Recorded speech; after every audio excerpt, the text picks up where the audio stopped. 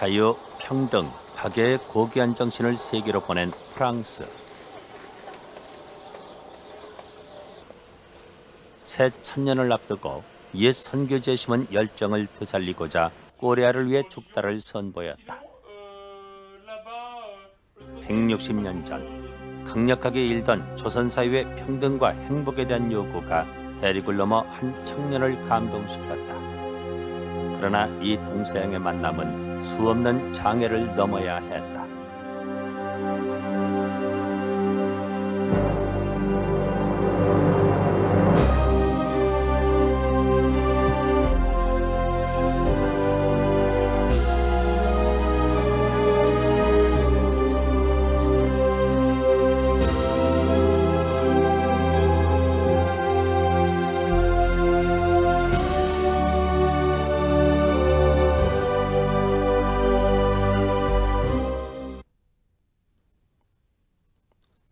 절두산 순교 성지는 한국교회의 오늘이 있기까지의 과정을 한눈에 보여준다.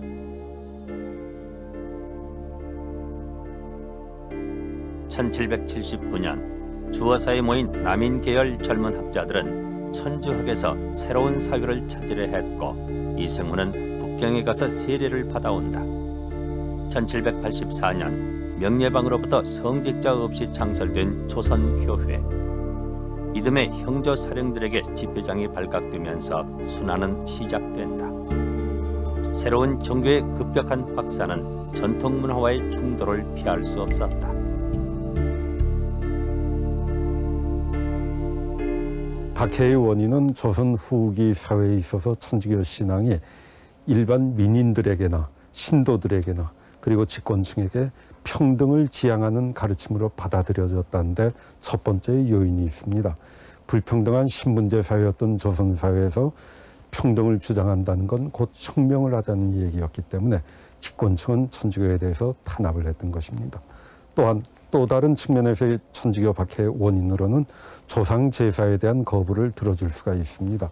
이 조상 제사는 당시에는 일반 모든 사람들에게 보편적인 관행이 아니고 양반들만의 특권적 신분의 표상이었습니다. 신도들이 이러한 조상 제사, 양반층의 특권 전유물인 조상 제사를 거부를 했다고 하는 건 당시 양반 중심으로 한 사회 체제 내지 사회 질서에 대한 도전으로 파악이 됐기 때문에 천주교는 탄압을 받게 됐습니다. 경기도와 충청도, 전라도 곳곳에서 박해가 잇따르는 동안에도 유학의 본고장 영남지방은 좀처럼 이질 문화와 관련을 맺지 않고 있었다. 충청도 신자들이 수백 리 길을 걸어 수백 산맥을 넘은 것도 영남이 아직 그들에겐 안전한 피난처로 생각된 것이리라. 박해를 피해 태백산맥의 험준한 산악지대에서 신자촌을 이룬 것이 영남 천주교의 시초가 된다.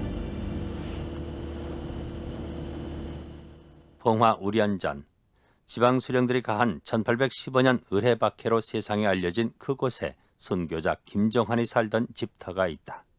17년간 그 우고에서 사셨는데 그때 이제 이분이 그의 수도자처럼 그 조밥이나 그 다음에 또 그 양식이 없었을 때는 이런 초급 목피로 그렇게 먹고 살고.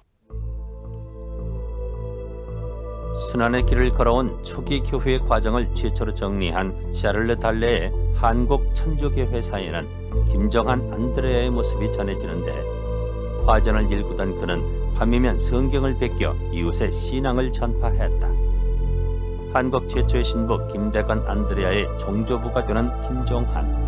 그의 고향 충청도 솔무에 세워진 가문의 빗돌을 보면 첫 번째 조선인 사제가 이 집안에서 나온 이유를 알게 된다. 4대에 걸쳐 11명의 순교자를 낸 집안. 그래서 김정한 역시 죽음 앞에서도 신앙을 증언할 용기를 길러나갔을 것이다. 살아서 만나지 못한 김대건 신부와 김종환은 어떤 인연일까? 그분은 순교를 하셨죠. 관덕정에서 참수를 당했다고 합니다. 그러나 김대건 신부님이 그 후 태어나가지고 우리 할아버지 네 분 중에 가장 김종한 안드레아께서 열심히 했기 때문에 나도 그 할아버님의 본명을 따고 그분의 신앙을 본받기 위해서 그 이름을 안드레아라는 명을 받았다고 그럽니다.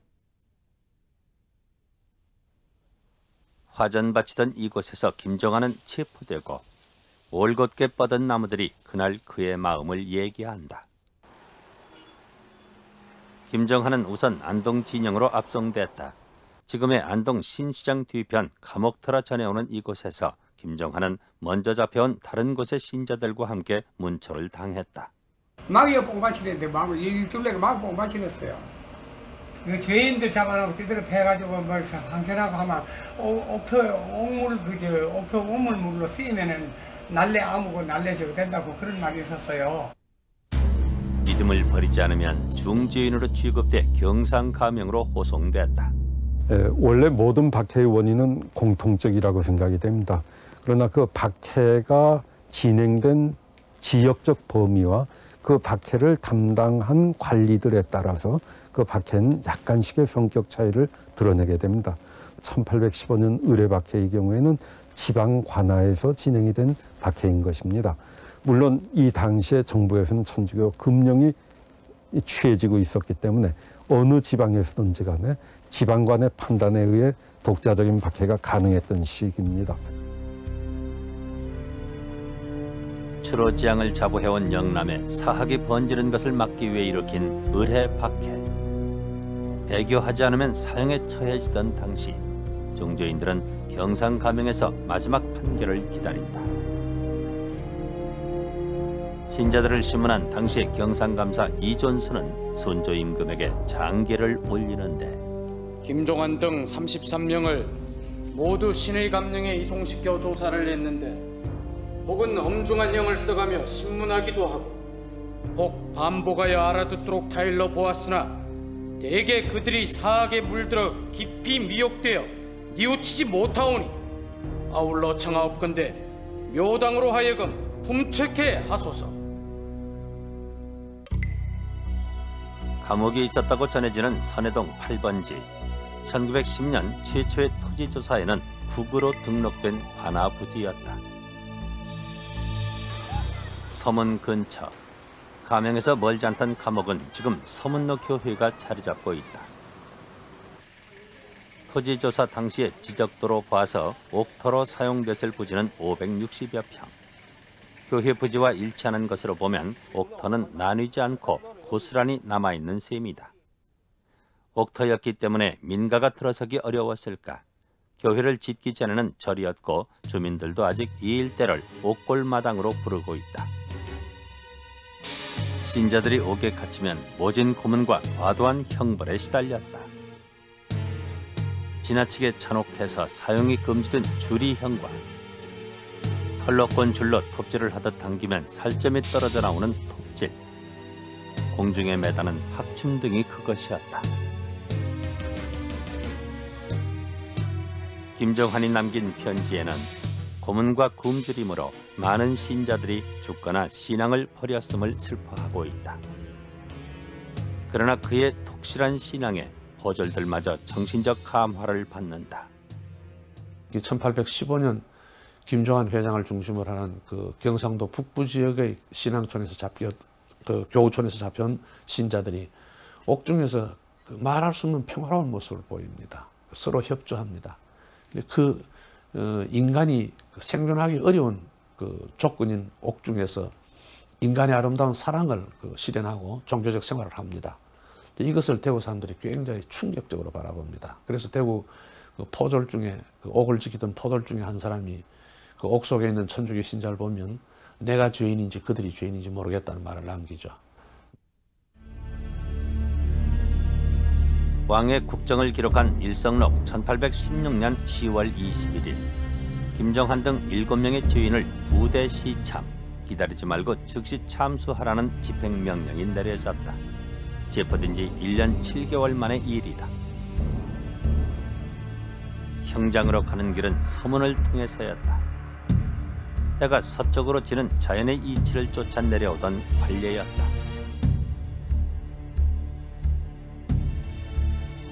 사형장은 관덕당, 남문 밖 200보 거리에 있었다.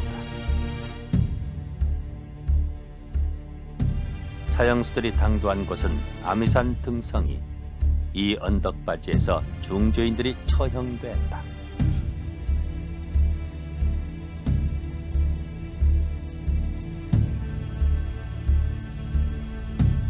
옥중에서 신자들의 지도자 격이던 김정한이 먼저 칼을 받는다. 이날의 망나니는 신참자였다. 긴장한 망나니의 기운이 빠져나가 팔이 말을 듣지 않았고,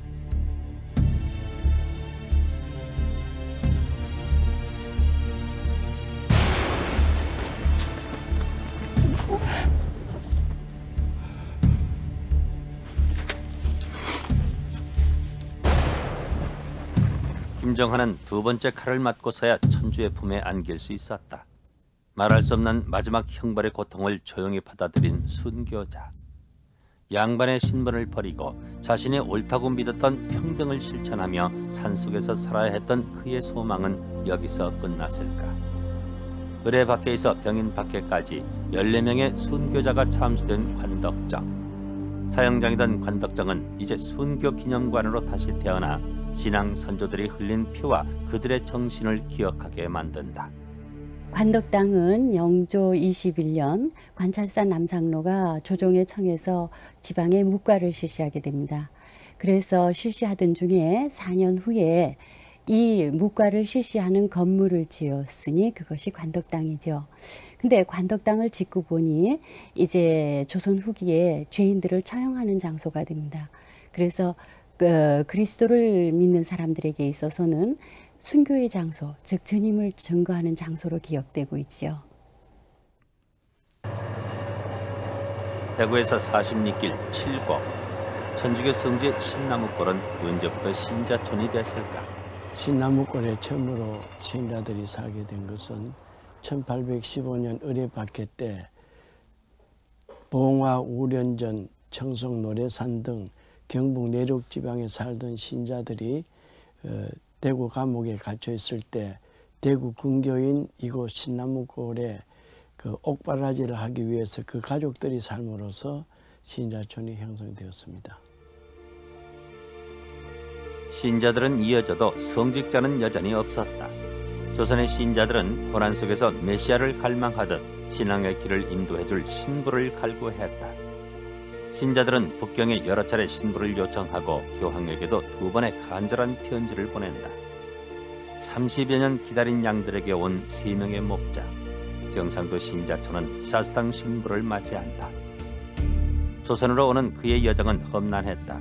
아까우까지 14개월의 항해, 피낭신학교와 산동성을 거쳐 조선 땅을 밟기까지 꼬박 10년이 걸렸다. 의조세관의 감시를 피해 수문으로 끼어나온 샤스당 신부와 신자들은 얼어붙은 압록강을 건넌다. 이방인의 얼굴을 가리기 위해 붉은 삼배로 지은 상복을 입었다. 선교사들은 상복을 입고 다녔으니까 앞을 잘 못 봤죠. 그런데 이제 늘 신자들이 앞에 가고 뒤따라가야 되는데 조선 사람 신은 버선과 집신이 너무나 똑같아서 어느 날 가다가 다른 사람을 따라갔다는 겁니다. 그래서 당황한 신부는 오던 자리에 가서 다시 서 있었고 신자가 찾아왔다는 이야기가 있고요. 주교와 신부가 들어온 조선에는 이들의 헌신으로 완전한 종교 활동이 이루어진다. 샤스당은 첫 번째 지방 순회 뒤 영세를 받은 이가 1200명, 고해자가 2000명을 넘는다고 보고했다. 그러나 이들과의 만남은 겨우 3년. 새 신부는 1839년 기해 박해 때 새남터에서 목이 잘려 높이 매달렸다. 대역죄인을 처형했던 새남터에 신부와 신자들의 피가 뿌려지고 11분의 성인을 탄생시킨 천주교의 순교 성지가 된다. 한국교회의 일부가 된 성인 앵베르 주교, 샤스당 신부, 모방 신부. 목 잘린 시신은 20일이 지난 뒤 신자들에 의해 몰래 거두어지고 이후 명동성당에 안장된다. 이영만리 낯선 나라의 강변 모래밭에서 순교의 칼날을 받아야 했던 샤스당 신부. 프랑스 사람으로 알려진 그가 온 곳은 어디일까? 그의 고향은 알프스 산맥 끝자락 디뉴 근처의 작은 마을 마르쿠스. 산만리를 날아온 방문객을 환영하듯 소복히 눈이 내려 있다. 이곳에서 자란 샤스당 신부에겐 영남 내륙의 산악지대가 낯설지 않았을 것이다. 신부의 생가엔 자신의 할머니가 샤스당 성인의 조카라는 마르땡 씨가 살고 있었다. 그는 샤스당 신부의 부모가 결혼할 때 만든 재산 목록을 보여주며 집과 방 구조가 그대로라고 말했다. 옛날 저쪽에는 알코브라 부르는 작은 침실이 하나 있었어요. 침대 하나 놓을 자리만큼 벽면을 들어가게 만든 곳인데 샤스당 성인이 그곳에서 태어났다고 들었죠.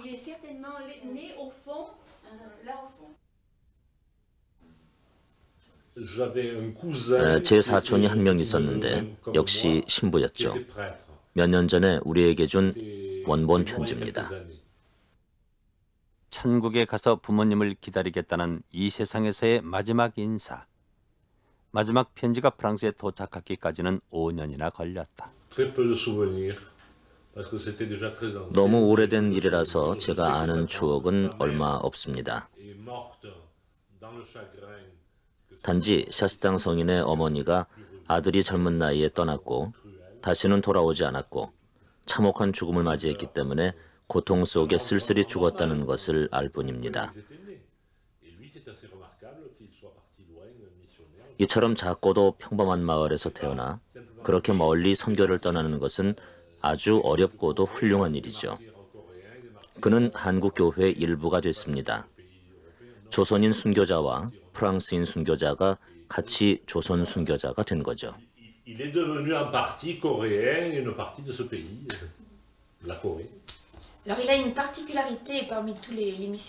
그는 내가 알고 있는 선교사 중에 특별한 점이 있습니다. 사랑인데요. 아름다운 얘기죠. 샤스당 성인은 신학교에 있던 17살 때 한국 교회에 대한 글을 읽고 사랑에 빠졌습니다. 청년기의 사랑이었고 이루어졌죠. 비록 죽음에 이르렀지만 그것은 매우 낭만적이고 아름답습니다. 한 남자가 자신이 살아가는 조선 사람들의 영혼을 구하기 위해 떠났고 모든 위험을 무릅썼습니다.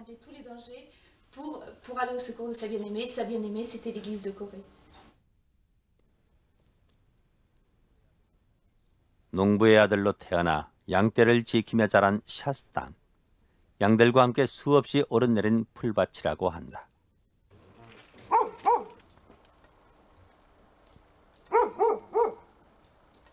공부를 하고 싶었던 샤스당은 10살 무렵 학교에 입학했다. 샤스당이 딘누에 있는 중학교로 간 것은 15살 때. 여기서 샤스당은 사도의 길로 들어서고자 마음먹었다는데. 마르쿠스에 있는 생떼띠엔느 성당. 신부가 된 뒤 천비사를 이곳에서 드렸다. 그의 고향 마을에 어울리는 작고 아담한 성당. 중앙 제대에는 샤스당 성인의 유해가 모셔져 있다. 이 작은 마을에서 태어나 그렇게 먼 곳에 선교를 한 그것이 얼마나 어렵고 훌륭한 일임을 잘 아는 후손. 겸손하게 순명한 샤스당 성인에게 늘 기도하며 용기를 얻지 않았을까. 샤스당 신부는 이제부터 자신이 사랑하게 될 사람들의 영혼을 구하기 위해 떠날 결심을 하고 파리로 간다. 파리 외방전교회에서 몇 달간 외방전교에 대한 훈련을 받고 동방으로 떠났는데 그의 선교활동 흔적은 고문서관에 몇 통의 보고서와 편지들로 남아있다.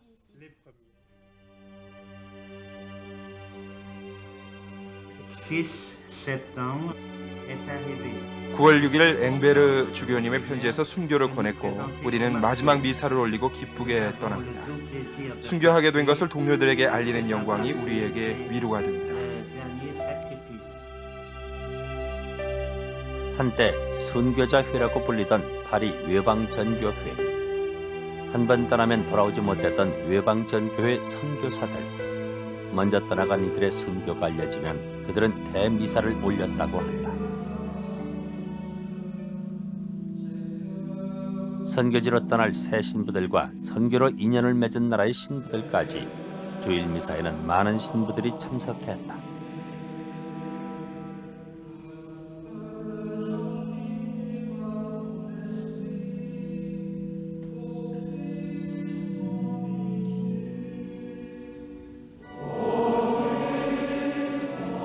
오늘의 미사를 집전하는 한국인 한영수 신부.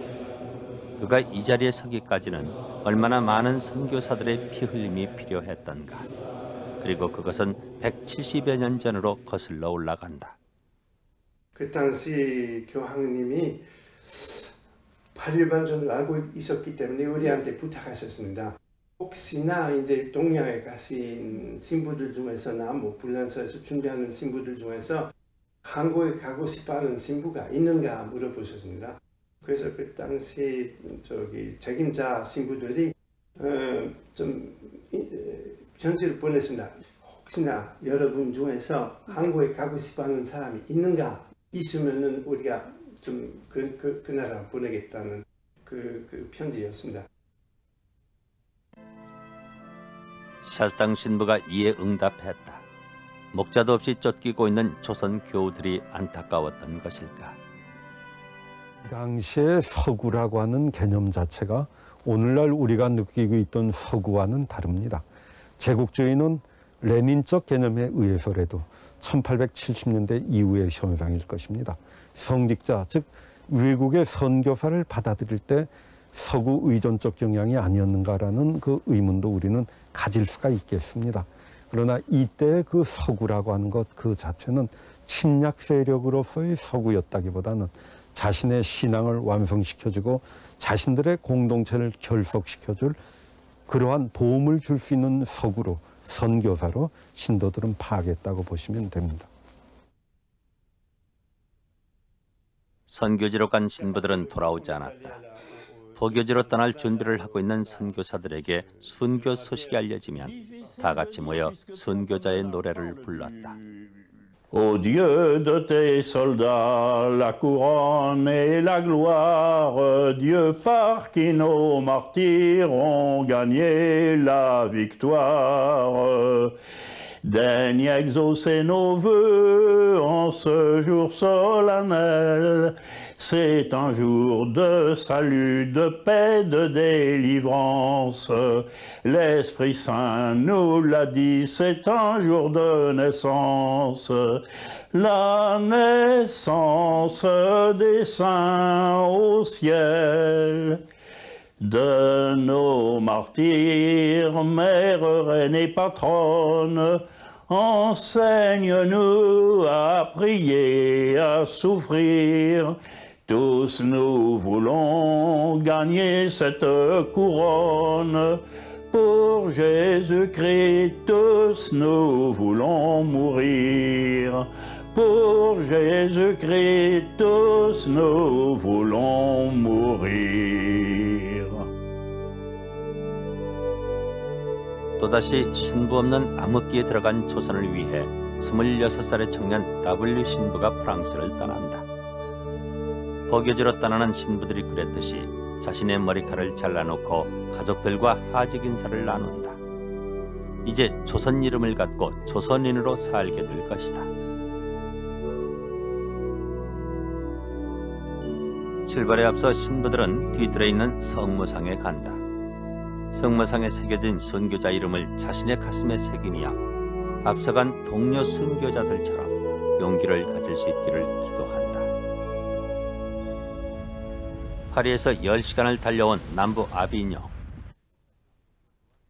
14세기 교황 클레멘스 5세가 이곳 아비뇽에 왔을 때 세워진 교황청 궁전이다.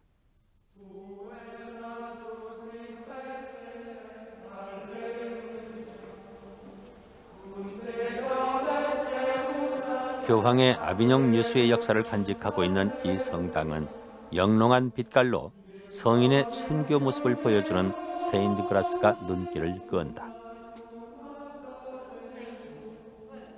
이곳을 방문한 이유는 파리 외방장교의 양로원을 찾기 위해서였다.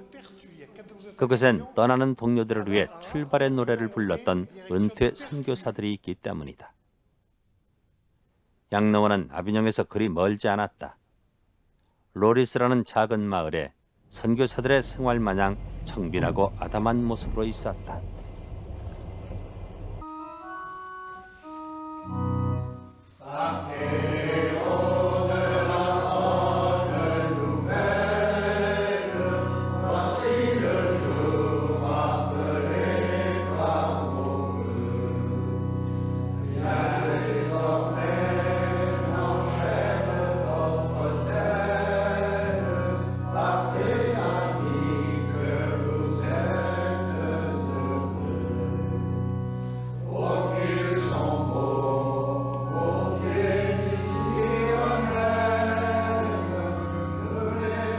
아베 마리아의 작곡가 구노가 외방전교의 오르간 연주자로 있을 때 지었다는 노래. 그들에게 이것은 죽음을 넘어서서 온 세상에 복음을 전하러 떠나는 출발을 격려하는 노래였다. 13세기 고딕 양식의 아미엥 대성당. 수많은 뾰족탑과 하늘로 치닫은 아치는 중세 하느님에 대한 경외심을 보여주고 있다.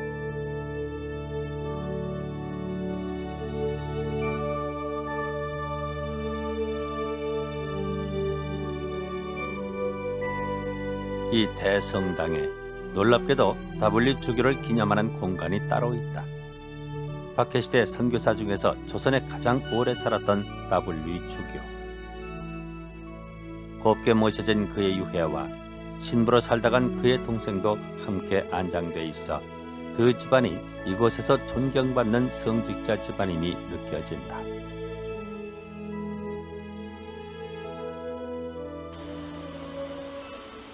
근처의 생르의 성당. 다블리 신부가 영세를 받은 곳이며 사제로서 천비사를 올린 곳인데 여기서도 성인을 기억하려는 마음을 읽을 수 있다. 성당 안에 주교의 행적을 그린 그림, 그리고 하얀 옷, 다블리 주교의 장배기를 유품으로 보존하고 있다.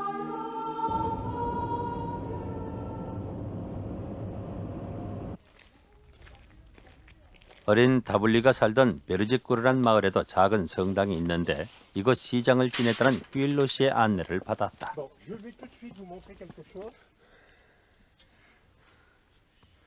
다블리 신부가 천비사 때 사용한 성작.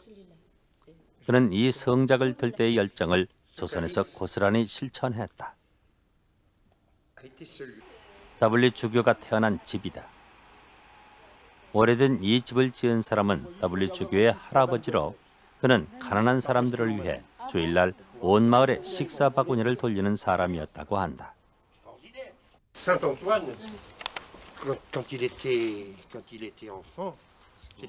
다블리 주교가 어렸을 때는 매우 충동적이고 활달해서 아마 많은 훈육이 필요했던 것 같습니다. 그는 늘 나무 위로 올라가서 바지를 찢어놓곤 했습니다. 제 할머니가 얘기를 해주셨죠. 평화롭고 따스한 집. 이곳에서 태어나고 개구쟁이 시절을 보낸 정든 집과 너그러운 가족들의 품을 박차고 떠나는 것은 누구나 할 수 있는 일은 아닐 것이다. 더구나 그 길이 돌아오지 못할 길임을 알고 있었다. 지금 우리는 머나먼 타국으로 떠나기 위해 그가 얼마나 큰 희생을 했는지 압니다. 자기의 모든 것을 포기하고 주님께 봉사하기 위해 떠난 것. 그러나 그것은 열매 맺은 삶입니다.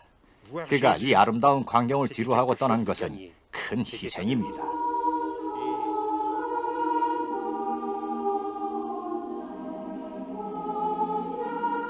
아름다운 고향과 그리운 가족들을 뒤로하고 다블리는 떠났다.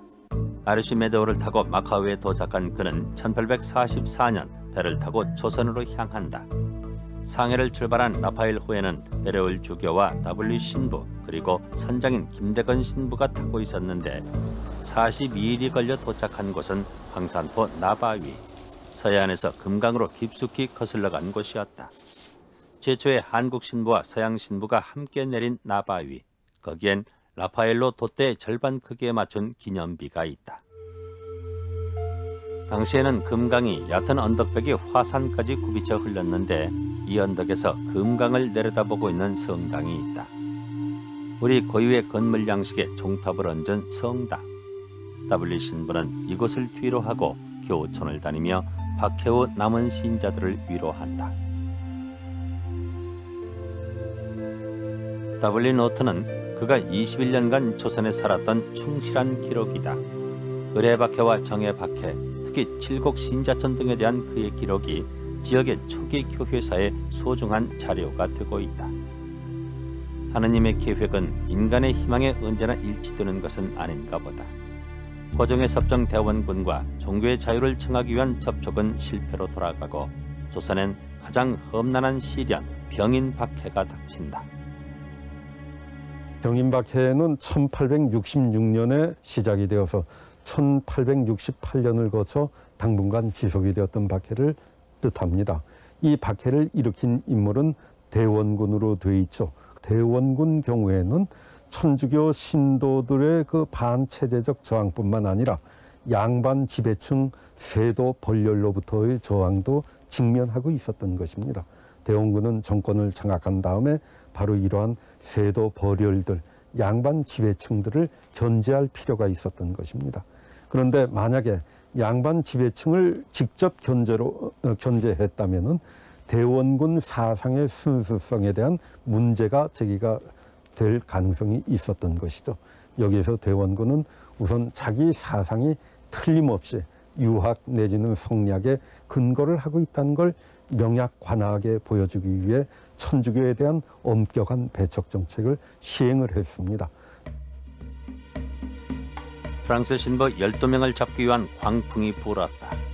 충청도 예산의 실리 공소회장 집에서 W 주교는 위엔과 오메르트 두 신부와 함께 체포되었다. 3주 전에 순교한 베르누 주교와 5명의 신부들을 따라서 W 주교 일행 5명이 순교의 길로 떠난다. 처형지로 가던 5명의 순교자가 목을 축이고 마지막 설교를 했다는 오성바위. 지금은 절두산 성지에 옮겨져 있다. W 일행은 처형을 위해 서안의 오천성으로 옮겨졌다. 고종의 혼사를 앞두고 한양에서 피를 흘리지 말라고 해서 이곳까지 보내졌는데 가슴 아픈 순교사를 품고 있는 보령 갈매못. 참수된 날은 3월 30일, 예수께서 십자가에 못 박히신 성금요일이었다. W 주교가 1968년 로마에서 시복된 날, 암행 대성당에는 W가의 후손들 300여 명이 모였다. 시공간을 넘어 흐르는 감동. 선교사의 순교는 조선 신자들의 모범으로 격려됐다. 그리고 이것은 수많은 열매로 이어졌다. 문경에 있는 신자촌 여우모, 역시 병인 박해 때 순교해 성인에 오른 이윤일이 살던 마을이다. 하얗게 빛나는 십자가가 성인이 살던 곳임을 말해줄 뿐 성인의 흔적은 찾기 어렵다. 그때도 있었을 거라는 우물만 볼 수 있는데 신자촌이 아닌 마을에 이사온 이윤일은 교우촌을 만들고 공소회장으로 지내면서 교우들의 중심이 됐다. 신자들의 신앙생활은 공소촌 내지는 교우촌을 배경으로 해서 전개가 됩니다. 이 당시에 교우촌이라고 한다면은 일종의 둘의 공동체적인 전통하고도 관련이 된 공동노동이 진행이 되던 때이고, 그 공동노동이 가능했던 건 공동의 신앙을 통해서 이루어지고 있었던 것입니다. 그리고 이 공동체 내지는 교우촌에 있어서 가장 중요한 지휘자는 회장이었습니다. 이건 종전의 풍언이라든지 이정 등등의 역할을 이제는 천주교 신앙을 가지고 있었던 회장이 담당을 해서 신도들을 이끌어가고 있었던 것이죠. 고졸들이 마을에 닥치자 이윤일은 스스로 회장임을 밝혔고 이윤일의 가족 8명과 30여 명의 교우들이 함께 잡혔다. 체포된 신자들은 문경 관하로 끌려갔는데 주을산 아래엔 당시 문경 감옥임을 짐작케 하는 절이 있다. 어릴 때부터 여기가 옥이 있던 자리고 옥 건물이다 예전에 이렇게 어른들한테서 들어왔습니다. 지금 현재 이 건물이 저 도색을 하고 이래서 그렇지 지금 이 기둥들은 예전에 옥이 있던 그 건물의 기둥이 그대로 있습니다. 천주교 신자라면 아무도 피해가지 못했던 마지막 박해. 경상가병으로 이송된 이윤일에게 군문 효수형이 내려지고 1867년 1월 체포된 지 3개월 만에 관덕정에서 참수당한다. 그가 남긴 것은 자신의 무덤 안에 십자가 하나뿐이었다. 살아서 실천했던 그의 사랑은 1984년 한국 103위 성인의 한 분으로 시성되게 했다. 신앙의 자유가 열리기까지 수많은 순교자가 필요했던 시대, 성인은 그런 닫힌 시대를 뛰어넘는 훌륭한 선각자였다. 그 전에 한국의 교육이라든가 가족 제도는 권위주의에 입각했습니다. 가부장적 권위주의에 입각했습니다. 그에 비해서 우리 그 이윤일 성인은 한 번도 일생 동안 그 며느리가 화난 것을 보지 못했다는 그 지극한 사랑은 그 당시에 그 가부장적 권위주의하고는 거리가 멉니다. 이것은 결국 우리가 그 인간애에 대해서, 인간의 존엄성에 대해서, 그리고 평등한 인간이면서도 가계의 질서를 잡는 게 사랑의 원리에 의해서 이루어진다는 그 원리를 실천해내는 그런 데 놀라운 분이고, 경건한 믿음과 사랑을 실천한 이윤일 요한 성인을 천주교에서는 대구를 보호하는 성인으로 모시고 있다. 산자락 구비마다 유서 깊은 팔공산. 산 중턱 한티의 신자촌도 예외는 아니다.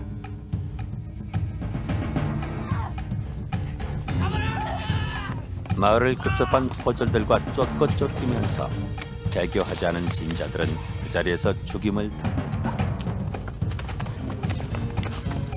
전국의 신자촌이 짓밟히고 8천여 명의 신자들이 순교한 병인 박해.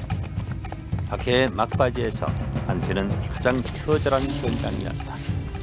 그들은 체포되지도 않았고 신문이나 사형을 당한 것도 아니었다. 그들은 이름조차 남기지 못했다. 한꺼번에 모여가지고 잡힌 게 아니라 흩어지니까 따라가서 그냥 전부 다 죽인 거예요.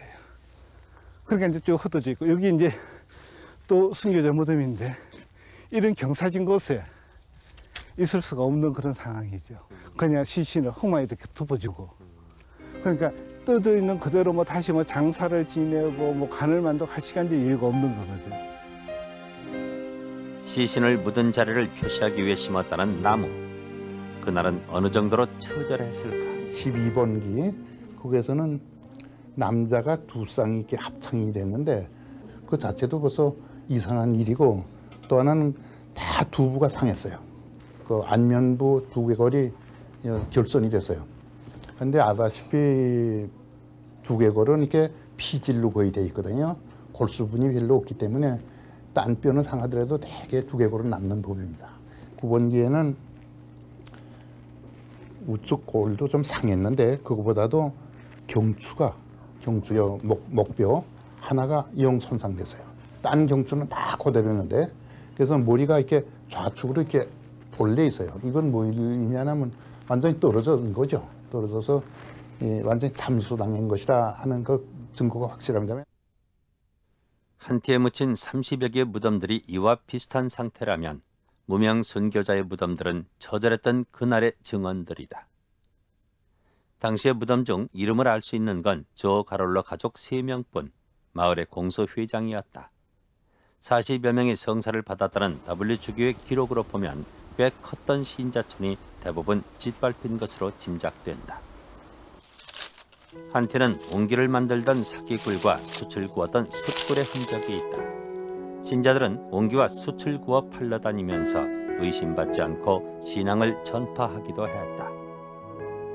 여기 한티는 여기에서 순교자들이 사셨고 여기에서 돌아가셨고 여기에서 묻혀 계시고 그러니까 성지 중에 가장 완벽한 성지라고 이야기하죠.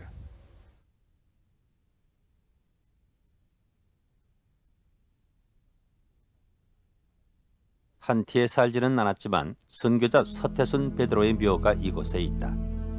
서태순은 국제보상운동을 전개한 서상돈의 작은아버지. 선교자가 후손의 인생에 얼마나 깊은 영향을 끼치는지 알게 한다. 서상돈 탄생 150주년을 맞아 공연된 연극 소년 서상돈이 상주에서 서태순의 시신을 업고 온다. 상주의 신자촌 한실에서 살았던 서태순. 여우목 신자촌이 습격당할 때 한실의 신자들도 체포되었다.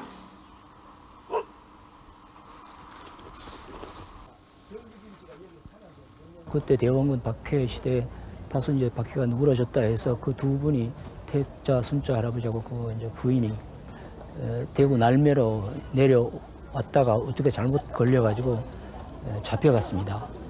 근데 이제 그분이 이제 감옥에 있을 때 그 부인이 분만을 했어요. 아기를 그 서마리아 이제 상자 돈자 할아버지하고는 사촌간이죠. 그래서 이제 그때 당시 법에 의하면 그 감옥에서 분만을 하면 아기와 그 어머니는 죽이지 아니했습니다. 그런데 이제 그분은 66년에 잡혀가지고 1년 동안 그렇게 막 그 소여물을 먹고. 서상돈이 감옥에서 본 것은 큰 충격이었다. 저는 이제 쌀밥은 먹지 않을랍니다. 그 모진 고통을 당하시면서도 주님을 버리시지 않는 아재의 그 정신을 제 가슴 속에 깊이 새기겠습니다. 그 정신으로 고통당하는 사람들을 한 번 더 생각하는 사람이 되겠습니다. 서태순의 형 서익순 역시 병인 박해 때 절두산에서 순교했다. 병인년 막바지에 터진 병인양요 이후 수없이 많은 신자들이 목 잘려 죽었으니 양화진이란 이곳 이름이 절두산으로 불리게 된 까닭이 여기에 있다.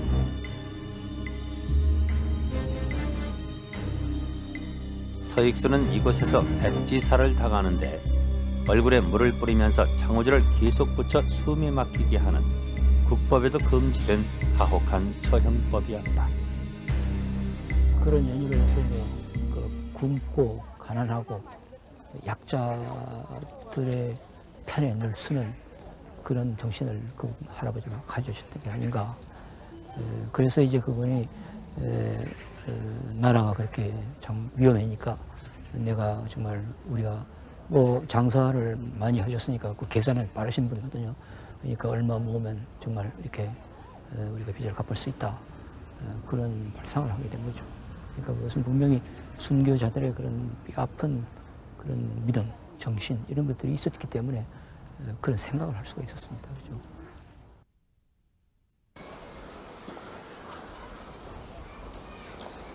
신앙의 자유를 얻기까지 100년의 세월과 수많은 피 흘림이 있었다.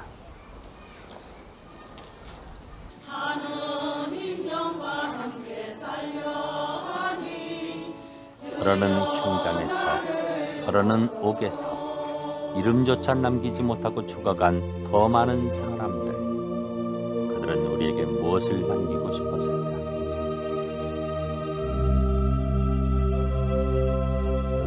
자기는 희생하고 돌아가셨지만 하나님께 모든 영광을 되돌려드린 분.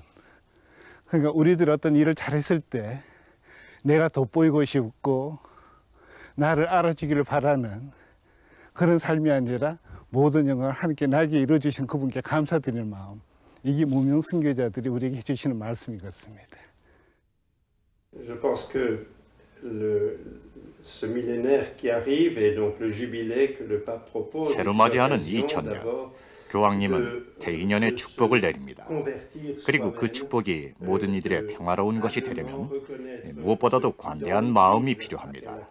마치 한국의 첫 순교자, 첫 선교사들 같이 말입니다.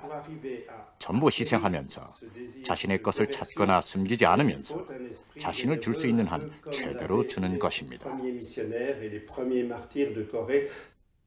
특히 오늘날과 같이 사람들 마음이 이기심으로 차서 자기밖에 모르는 자기만 살면 된다는 이런 세상에서는 순교 정신이 아주 고귀한 것이고 우리가 반드시 그 정신을 배워서 살지 않으면 우리 각자가 인간답게 살지 못하고 우리 사회가 인간이 사는 좋은 사회를 이룰 수 없게 될 것입니다. 그런 점에서 오늘날 2000년을 맞이하는 이때 순교 정신은 우리에게 다시 생각해야 할 중요한 정신적인 기초인 것입니다. 살아서 영광을 차지하지 않았던 사람들. 그들은 모든 이가 자유롭고 더불어 행복하기를 추구했다. 처음처럼 열정을 다하고 바칠 수 있는 모든 것을 내놓았다. 새로운 밀레니엄, 우리가 되새겨야 할 정신이 아닐까.